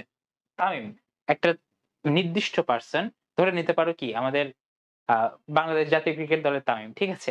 এখন এই যে তামিম, ও পৃথিবীতে একটাই, ও কিন্তু পৃথিবীর সকল ছেলেদের মধ্যে একজন। ঠিক আছে? সে কি? আচ্ছা না, sorry sorry sorry, Bangladesh cricket দলের তামিম, এটা নেওয়া যাবে না, মাথাটা খারাপ হয়ে গেছে। কারণ বাংলাদেশ ক্রিকেট দলের তামিম অ্যাডমিশন ক্যান্ডিডেট না। ঠিক আছে? ধরলাম যে একটা অ্যাডমিশন ক্যান্ডিডেটকে আমি চিনি, তার নাম কি? তার নাম ধরো রহিম, রহিমই ধরলাম, বাংলাদেশের সবচেয়ে কমন নাম। এই রহিম বলতে আমি কিন্তু একজন নির্দিষ্ট করে বোঝাই। ঠিক আছে? রহিম বলতে কিন্তু পৃথিবীর সব রহিম বোঝাচ্ছে না, বা বাংলাদেশের সব রহিম বোঝাচ্ছে না। যে অ্যাডমিশন ক্যান্ডিডেট যে রহিমকে আমি চিনি, সেই রহিমকে একজনকে বোঝাচ্ছে। সো দেখেন, এই যে ইয়োলো যে ধারণাটা দিয়েছি, পৃথিবীর সকল বয়, এই ব্যাপারটা হলো কমন নাও, ধারণাটা বোঝার চেষ্টা করো। ঠিক আছে? তারপরে আমি এই যে পিঙ্ক কালারে দেখতে পাচ্ছ যে একটা এর মধ্যে সবার মধ্যে আমি একটা নির্দিষ্ট গ্রুপ করেছি, এটা কালেকটিভ, কালেকটিভ। এবং একজনকেই আমি বুঝিয়েছি যে নাম দিয়ে নির্দিষ্ট করে, সেইটা হলো প্রপার। ঠিক আছে? এই ব্যাপারটা যদি বোঝো তাহলে সবকিছু ইজি হবে। এবার আসে এইদিকে দেখো, প্রপার নাউনের ক্ষেত্রে, আচ্ছা এই কংক্রিট নাউন তো গিয়েছে, অ্যাবস্ট্রাক্ট বাদে যা কিছু আছে পৃথিবীতে সব কংক্রিট।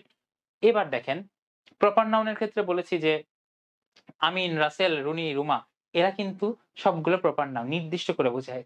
এবং একজনকে, একটা ডটকে কিন্তু বোঝায়, এটা মনে রাখবা। প্রপার নাউন সবসময় একটা ডটকে বোঝায়। একটা জিনিস আমরা সবসময় এলোমেলো করে ফেলি।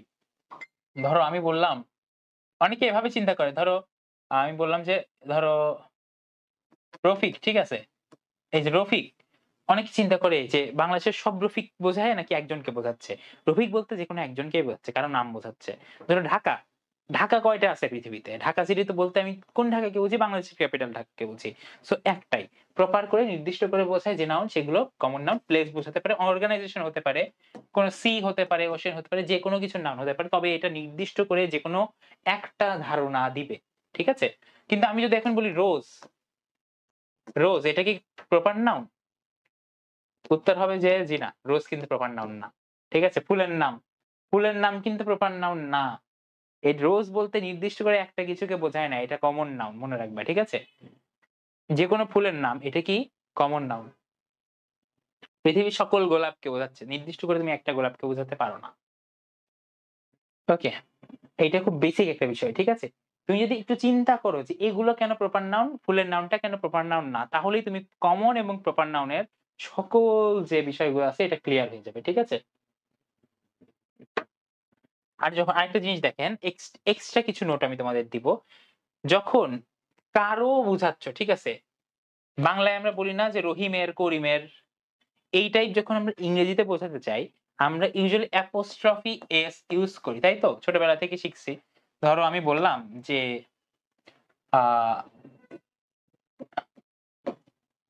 রহিমের গাড়ি, রহিমের গাড়ি আমি কিভাবে লিখি বলতো? রহিমস কার, এভাবেই তো, কি এভাবেই তো নাকি? এখন এখানে একটা বিষয় আছে যেটা বুঝতে হবে, আমরা ইউজুয়ালি নাউনের পরে অ্যাপোস্ট্রফিটা ইউজ করি, তারপরে এসটা ইউজ করি, তাই তো? কিন্তু এটা কখন জানো? যখন এই নাউনটা যখন সিঙ্গুলার। কিন্তু এই নাউনটা যদি প্লুরাল হতো, প্লুরাল অনেকের বোঝাচ্ছি, তখন আমরা কিভাবে লিখি একটু দেখো, খেয়াল করো, অবশ্যই খেয়াল করতে হবে। আমি বললাম যে মেয়েদের স্কুল,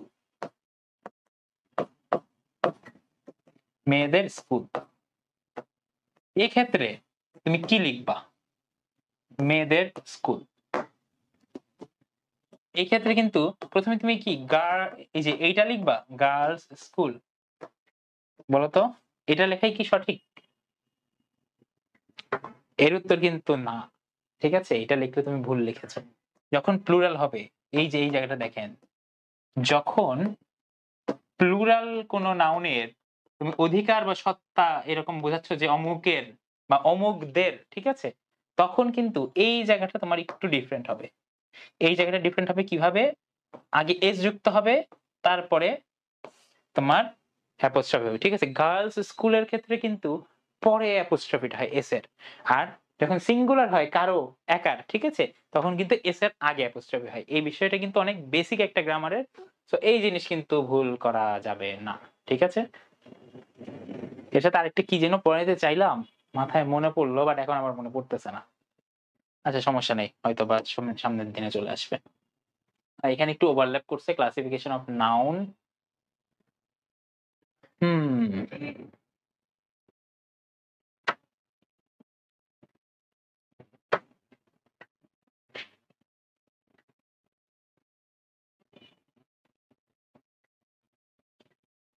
ওকে, আচ্ছা কমন নাউন কি জিনিস আমি বলেছি, যখন সবাই ওভার একটা নাউন দ্বারা সবাইকে বোঝায়। একটু ওভারল্যাপ করছে, একটু কনসিডার করো।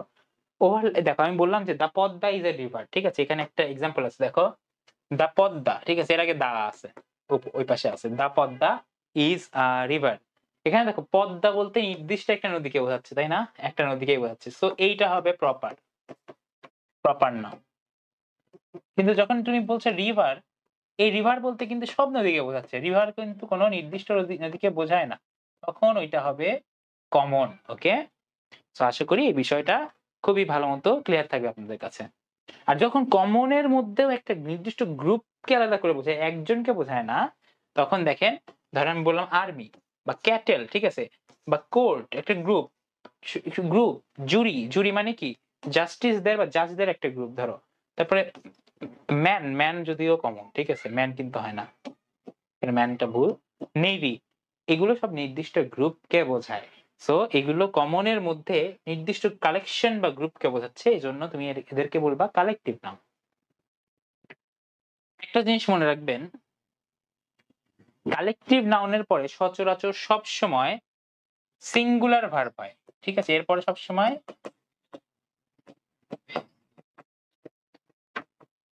সিঙ্গুলার ভার্ব হয়। সিঙ্গুলার ভার্ব বলতে আমরা কি বোঝাচ্ছি, অর্থাৎ এই জায়গায় তুমি হি বা শি থাকলে তুমি যে ভার্বটা ইউজ করতা সেইটাই, ঠিক আছে?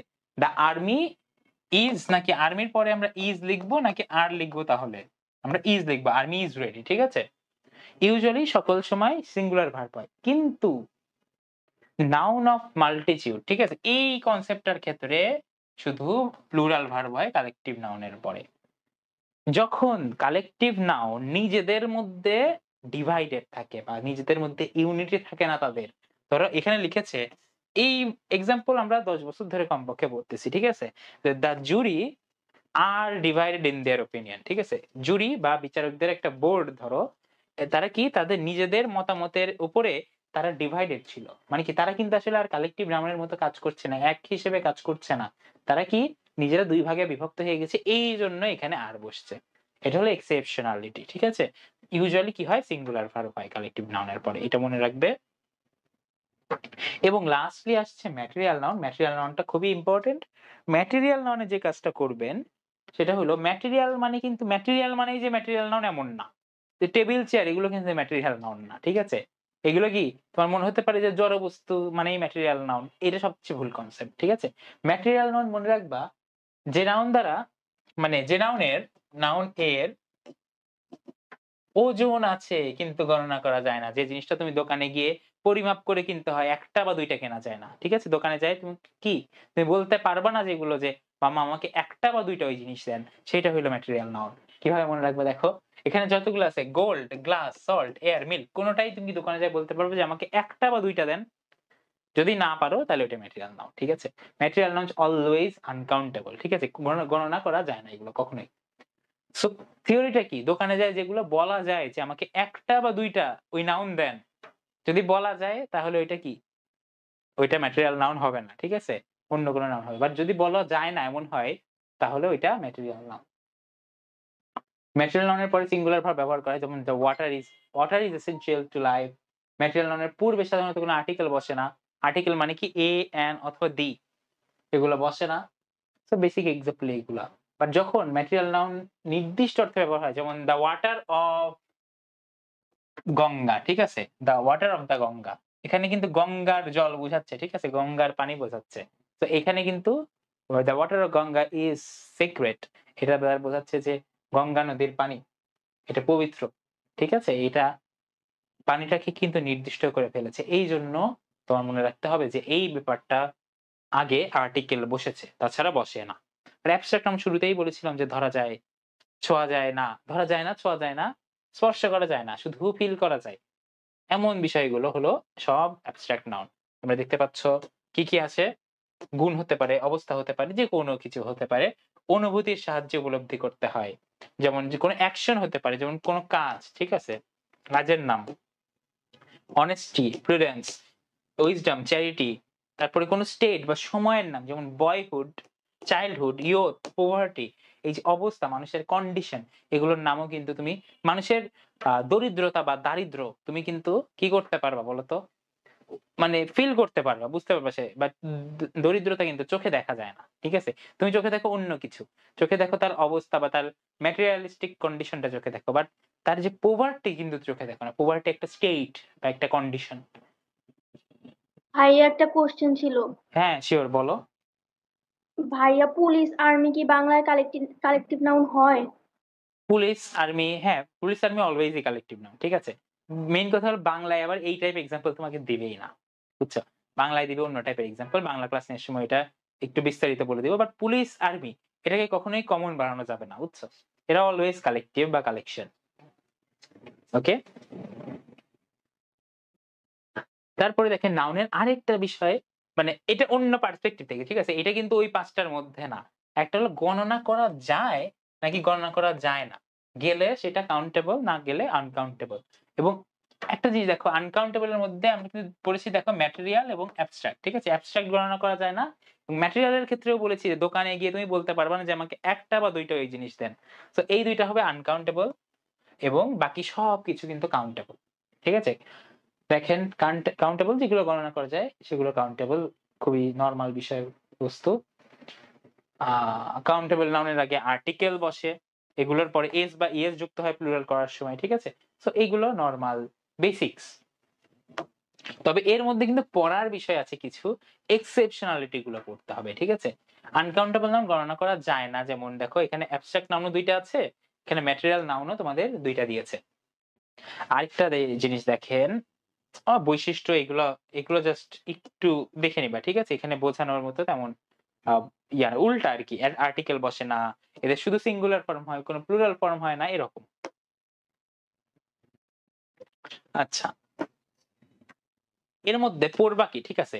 তুমি যে বইটাই ফলো করছো না কেন, কিছু এক্সেপশনাল এক্সাম্পলস আছে, এক্সেপশনাল, ঠিক আছে? এক্সেপশনাল বিষয়গুলো পড়তে হবে। যেমন আমি যদি বলি যে ফার্নিচার, ফার্নিচার কোন নাউন, কাউন্টেবল নাকি আনকাউন্টেবল? তোমার মনে হতে পারে যে ফার্নিচার তো গোনা যায়, দেখা যায়, কিন্তু ফার্নিচার আসলে আনকাউন্টেবল নাউন, ঠিক আছে? এটা এক্সেপশনাল। তার কিন্তু যদি বলো চেয়ার টেবিল, ওইগুলো আবার কাউন্টেবল, ঠিক আছে? চেয়ার টেবিল এগুলো কাউন্টেবল। তারপরে জুয়েলারি আনকাউন্টেবল নাউন। ইভেন মানি, তুমি মনে করতে পারো টাকা তো গোনা যায়, কিন্তু মানি আনকাউন্টেবল নাউন, জানো? মানে এই টাইপ কিছু উদ্ভট কিছু এক্সেপশনালস আছে। টাকা কিন্তু কাউন্টেবল, ঠিক আছে? টাকা যদি বলো টাকা, টাকা কাউন্টেবল, কিন্তু মানি আনকাউন্টেবল। এইরকম কিছু এক্সেপশনাল উদাহরণ আছে বইতে। আনকাউন্টেবল এবং কাউন্টেবল নাউনের ক্ষেত্রে এই দুইটা খুব ভালো মতো পড়তে হবে, ঠিক আছে? সো নাউনের মোটামুটি সকল কিছু শেষ হয় নাই। কি একটা জিনিস জাস্ট আমি বোঝাবো। ধরো আমি বললাম যে কাজী নজরুল, ঠিক আছে? আমি বললাম যে নজরুল ওয়াজ রেবেল পোয়েট। রেবেল মানে কি? বিদ্রোহী, ঠিক আছে? নজরুল কি বিদ্রোহী কবি ছিল, খুবই রেবেল ছিল, রেবেল স্বভাবের ছিল। এখানে নজরুলটা দেখো, তুমি জানো যে প্রপার নাউন। নজরুল বলতে কি কাজী নজরুল ইসলামকেই বোঝানো হচ্ছে, আর কাউকে না। কিন্তু আমি ধরো বললাম যে ইউ আর আ নজরুল আইসি। ধরো কোন একটা ছেলে বা মেয়ে, সে অনেক বিদ্রোহী টাইপের কবিতা লেখে, সে খুবই ভালো একটা কবিতা, মানে কবি সত্তা তার মধ্যে জেগে উঠেছে, এবং আমি তার কবিতা দেখে বললাম যে ইউ আর এ নজরুল আইসি, ঠিক আছে? মানে এখানে বোঝাচ্ছে যে তুমি দেখে একটা কাজী নজরুল ইসলাম, ঠিক আছে? আমি কিন্তু তাকে একদম মিন করে এই নজরুল দ্বারা কিন্তু কাজী নজরুল ইসলামকেই বোঝাচ্ছে না প্রপার ভাবে, এটা দ্বারা বোঝাচ্ছে রেবেল পোয়েট, ঠিক আছে? রেবেল পোয়েট নেচারটা বোঝাচ্ছে, ঠিক আছে? আমি বোঝাচ্ছি যে তুমি দেখি কাজী নজরুলের মতো, এইটা মিন করছি, ঠিক আছে? নজরুলকে কিন্তু এখানে প্রপার ভাবে বোঝাচ্ছে না। এখানে মেইনলি যেটা বোঝাচ্ছি, নজরুল এখানে actually proper noun Kazi Nazrul Islam, কিন্তু এইভাবে ইউজ যখন হচ্ছে সেটা হয়ে যাচ্ছে কমন নাউন, ঠিক আছে? কমন নাউন, কারণ এখানে তুমি ডিরেক্টলি কাজী নজরুল সম্পর্কে বলছো না, তুমি নজরুল দ্বারা বোঝাচ্ছ কাজী নজরুলের মতো, ঠিক আছে?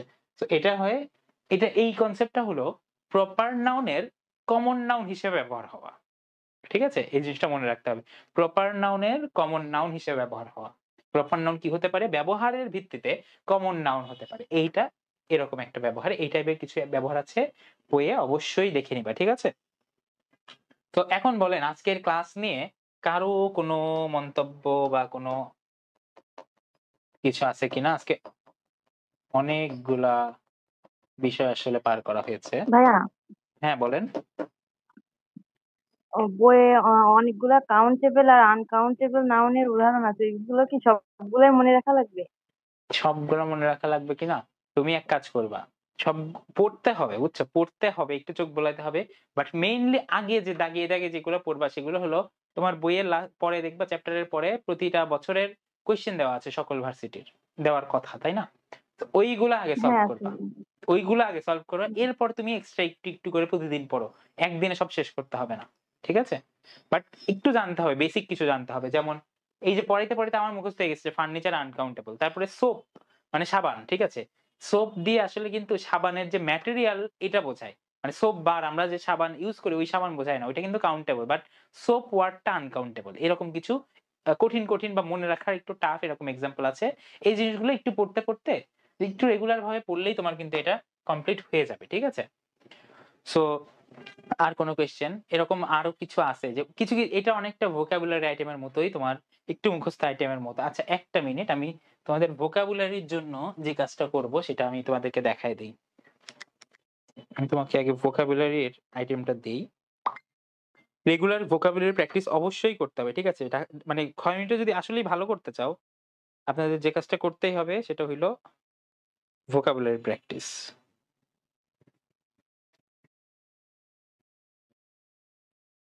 ভোকাবুলারি প্র্যাকটিস ডে 1 টা তোমাদের আমি দিয়ে দিচ্ছি, জাস্ট একটু দেখাই দেই তাহলে তোমার বুঝতে সুবিধা হবে।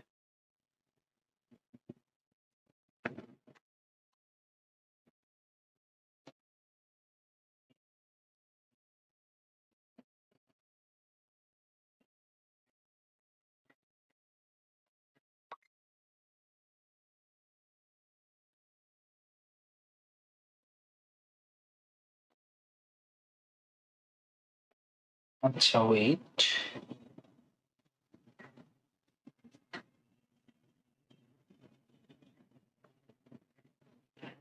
এর মধ্যে ইনক্লুড করে দেওয়া যায়।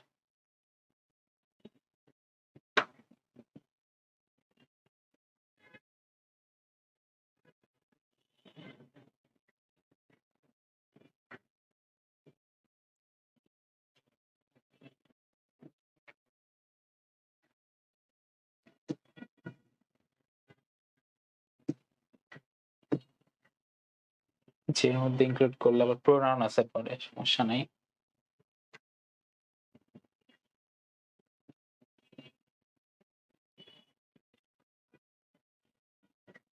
আচ্ছা আপাতত ওই আমাদের মেইনলি নোটটা নষ্ট হয়ে যেতে পারে, এই জন্য আমি দেখাইলাম না এখানে।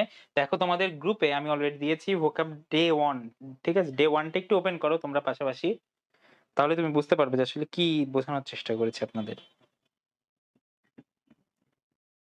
গ্রুপে কি পেয়েছো ফাইলটা? পেয়েছি ভাইয়া।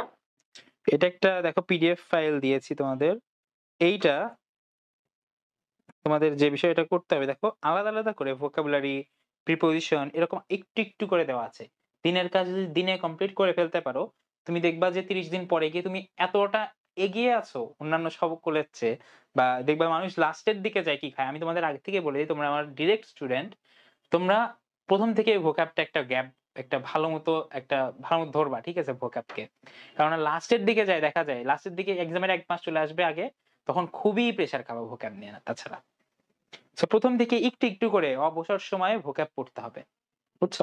লাস্টে যে অ্যানালজি আছে, অ্যানালজি মানে হলো ইস্টু ইস্টু দিয়ে ওইভাবে, ওইটা লাগবে না, ঠিক আছে। অ্যানালজিটা লাগবে না, জাস্ট তুমি যে কাজটা করবা একটু বলতেছি, দেখি আমি তোমাদের দেখাইতে পারলে সবচেয়ে ভালো হতো, দেখানোর চেষ্টা করি।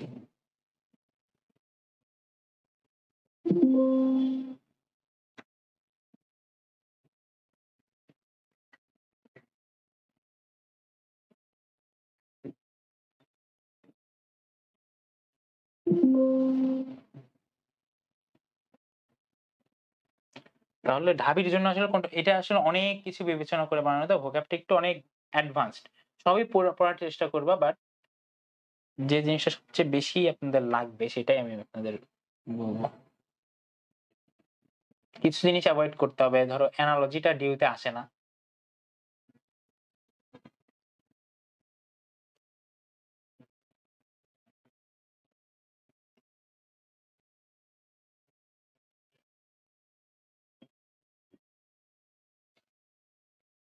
ভাইয়া আমি না পিডিএফটা ওপেন করতে পারছি না, করতে গেলে আসছে যে গুগল সার্ভিস এআর রিকোয়ার্ড, এটা মানে কি? আচ্ছা একটু সবাই ট্রাই করো তো ওপেন করতে পারছো কিনা। ভাই আমিও পাচ্ছি না। কেউই পারতেছো না, আচ্ছা এই জন্য।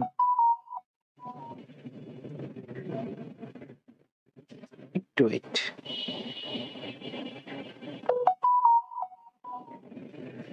এটা তোমাদের অন্যভাবে দিতেছি।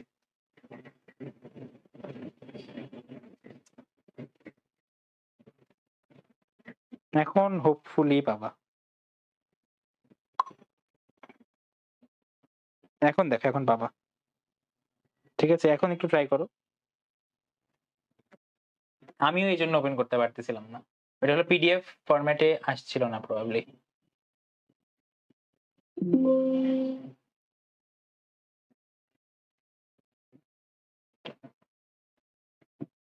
হ্যাঁ ভাই, এবার পারছি।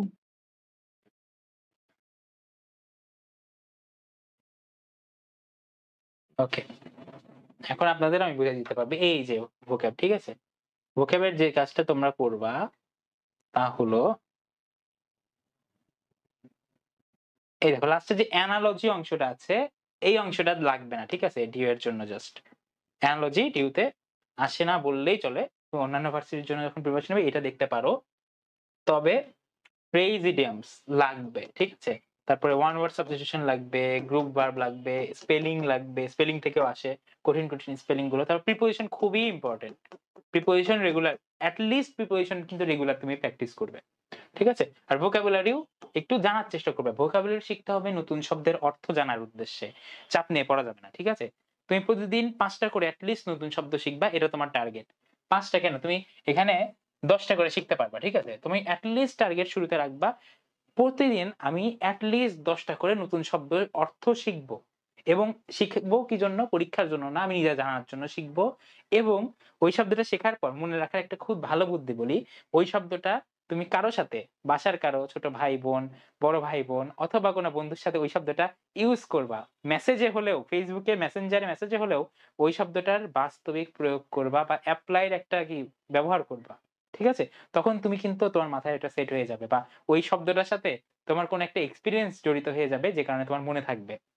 সো জাস্ট কি বলে, গাছের পাতা সবুজ, গাছের পাতা সবুজ পড়লেই কিন্তু হবে না। ওই যে একটা ক্লিপ দেখছো না, গাছের পাতা সবুজ, গাছের পাতা সবুজ পড়তে থাকে কিন্তু আসলে মনে থাকবে না। ওকে, তো এই ব্যাপারটা ডে 1টা কমপ্লিট করে ফেলবা, এবং নেক্সট দিন আশা করি সবাই পড়াশোনা করে ক্লাসে যুক্ত হবেন, ঠিক আছে। নেক্সট দিনে কিন্তু পড়াশোনা ধরবো, তোমরা যদিও কথা বলো না জিজ্ঞেস করলে, তবে পড়াশোনা যখন ধরবো ক্লাস শুরুতে তখন যেন অবশ্যই করবেন। অবশ্য না করলেও খুব চাপ নাই, ঠিক আছে, বাট নিজের জন্য করতে হবে। আমি ধরবো এই জন্য না, তোমার নিজের জন্য কিন্তু পড়াশোনা করতে হবে। আমি এই পিডিএফটা সেভ করে তোমাদের পুরোটা এখনই দিয়ে দিচ্ছি। আশা করি আজকের ক্লাসের কোনো কোয়েশ্চেন নাই, নাকি আছে বলেন? কোয়েশ্চেন থাকলেও কিন্তু আমি আছি, ক্লাস আরো চালানো যাবে। সহজ টপিক পড়ছি তো, শুরুর দিকে কোয়েশ্চেন থাকবে না, এই ফ্রেজ ক্লজ আসবে যখন, তখন একটু আসলে না বোঝার মতো বিষয় আছে। আজকের ক্লাস এমনিতে সব বুঝতে পেরেছো সবাই? বলেন তো। হ্যাঁ ভাইয়া, বুঝতে পেরেছি। ওকে, তাহলে আজকের ক্লাসটা এখানে শেষ করছি, ঠিক আছে। মোটামুটি নাউনের পরবর্তী থেকে আমরা নেক্সট ক্লাসে শুরু করব, এবং ভোক্যাব তোমাদের জন্য, মানে তোমাদের প্রতি রিকোয়েস্ট আমার যে অবশ্যই ভোক্যাব রেগুলারলি পড়ো, কারণ অ্যাডমিশন টাইম 3টা মাস, 3টা মাস যদি মানুষ চায় ঢাবি খতে চান্স পাওয়া আসলে সহজ, অনেক সহজ। 3টা মাস জাস্ট তোমার পড়তে হবে, ঠিক আছে। ঢাবি খতে ইভেন আমি বলবো যে লাকের কাজটা কম, ঠিক আছে। তুমি যদি রিটেন প্র্যাকটিস করো, নিজে এফোর্ট দাও, তোমার লাকও ইনশাল্লাহ ফেভার করার মতোই থাকবে, ঠিক আছে। যে এফোর্ট দেয় আল্লাহ অবশ্যই তার জন্য কি সেইটা গ্র্যান্ট করবেন ইনশাআল্লাহ। তো দেখা হচ্ছে আমাদের পরবর্তী ক্লাসে, সকল কিছু আমি তোমাদের পাঠিয়ে দিচ্ছি।